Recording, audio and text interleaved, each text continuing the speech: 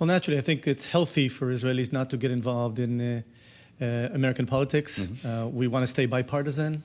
We want to make our case and remind the American public and the world public who we're up against. Israel's against radical jihadists that want to wipe us off the map. They also want to wipe out all non-Muslims. This is jihad. And what you saw, the atrocities we saw in October 7, from their perspective, they want to rearm, regroup, and do it again and again and again. That's their charter.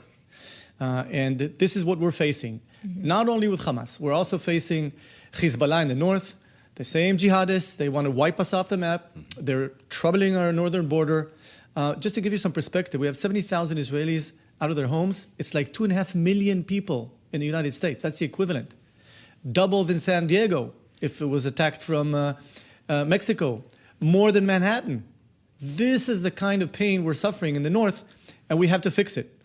Add to that the fact that Iran and Qatar, the head of the snake and the biggest funder of terror, are also part of that alliance. They're funding, Qatar is the biggest funder of terror around the world. Their blood money, wolf in sheep's clothes. They funded Taliban, they funded ISIS, they fund all terror cells around the world.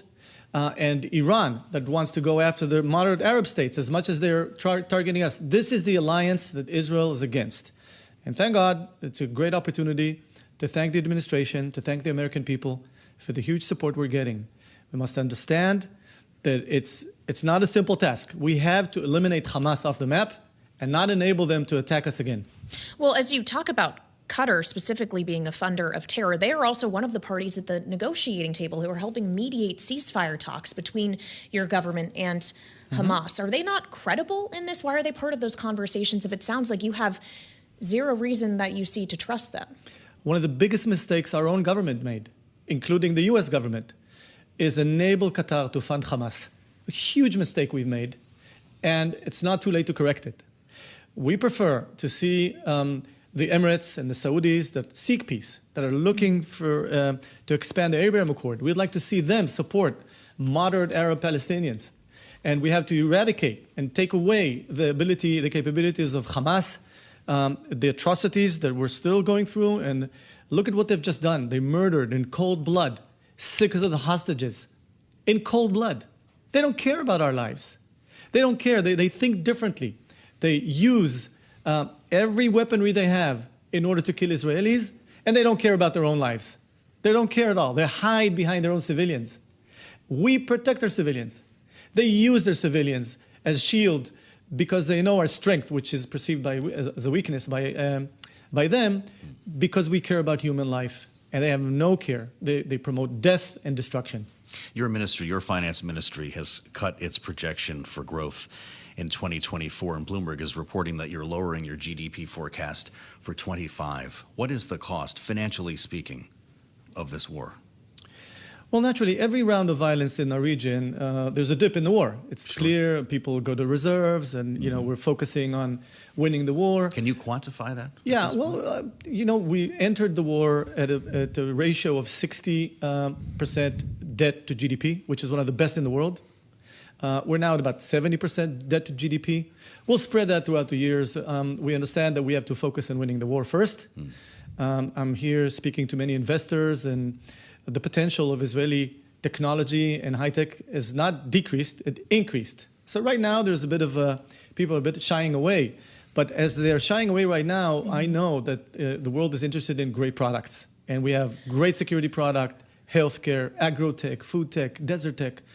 We have a lot to offer to the world, and there's no doubt in my mind that you're going to see a nice spike immediately after the war of success. Well, so what are you hearing from investors about their criteria to come back in, if you will? Just that the war needs to be over, or that they already need to see a recovery in the Israeli economy, the reservists, for example, who had left their jobs being reincorporated back into the workforce? What is it going to take? It's split to two. People that are not familiar with Israel, that are sort of, they're sort of a bit of shying away because they're not certain where this is going. But a lot of Jews and people familiar with Israel see great opportunity right now because they understand that the strength of Israel's economy influences all Jews around the world. So you see, while some people are shying away, the others are getting more engaged and involved. And from my experience and coming from the tech world, I know that immediately after, you're going to see huge investment flow because we have great products, great entrepreneurs, great solutions to give to the world.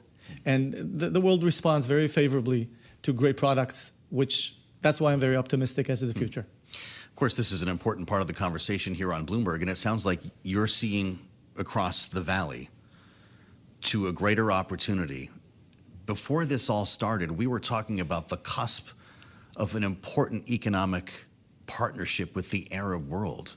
Will you restart those talks? Will Saudi Arabia be back in this conversation in that world? I believe so. Look, the Abraham Accords are there. The Emirates, the Jordanians, the Egyptians. Well, it's not perfect.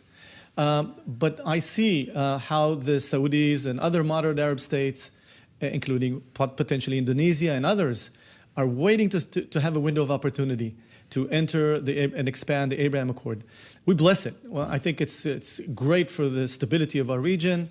The Sunnis, which is the moderate Arab states like the Saudis and the Emiratis, are threatened by Iran.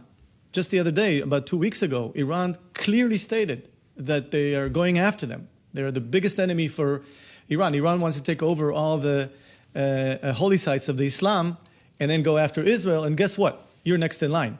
All the non-Muslims are in the same line for these radical jihadists.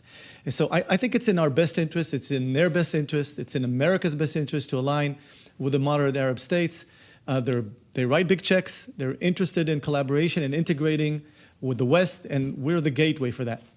Well, of course, as we consider the Middle East as a whole and the fact that we're seeing a presidential debate tonight between two candidates who will not, one of them will be president in January. It will not be President Biden, who has said one of the things he wants to accomplish before he leaves office is peace in the Middle East and a ceasefire deal. Does the Israeli government have confidence this is something that could happen within the current administration, or is this going to be something Donald Trump or Kamala Harris have to continue? We always wish for peace. And if there's a way, we will be there. Do you see a way right now? The challenge is, a ceasefire is very simple. The minute Hamas lays down its weaponry, releases the hostages, there's a ceasefire. Immediately. But as long as they keep those hostages, and as long as they again and again say that they want to eradicate Israel, and they want to do it again and again, we got to make sure, like what happened with the Nazis, okay? You didn't leave some of the Nazis to regroup at the tail end of the Second World War, those criminals. And these criminals, these psychopaths, we cannot enable them to continue ruling Gaza and to prepare for the next October 7 attack. So from our perspective, I wish it was, it's a strategic goal for Israel to have peace with its neighbors. We've demonstrated that with Egypt, 40 years peace, with Jordan, 25 years, now the Abraham Accord, a few years. We want to expand that with people that recognize the state of Israel. And when they don't recognize the state of Israel and they've committed those atrocities, we will not let them live after this round of violence. We only have about a minute left, Minister. What has been the economic impact, if any, of the recent strikes that we've seen? There was a call for a general strike recently. Can you see that borne out in the numbers? I'm proud of our democracy. It's a real democracy. Debate, people go out to the street.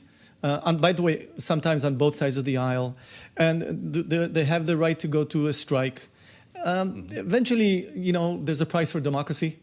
Israel's willing to pay that price. We're proud of it. And being the only democracy in the Middle East, enabling people to succeed with human rights that no one around us has such human rights. And we're very, very proud of that. It's part of the price, and I'm proud of our democracy.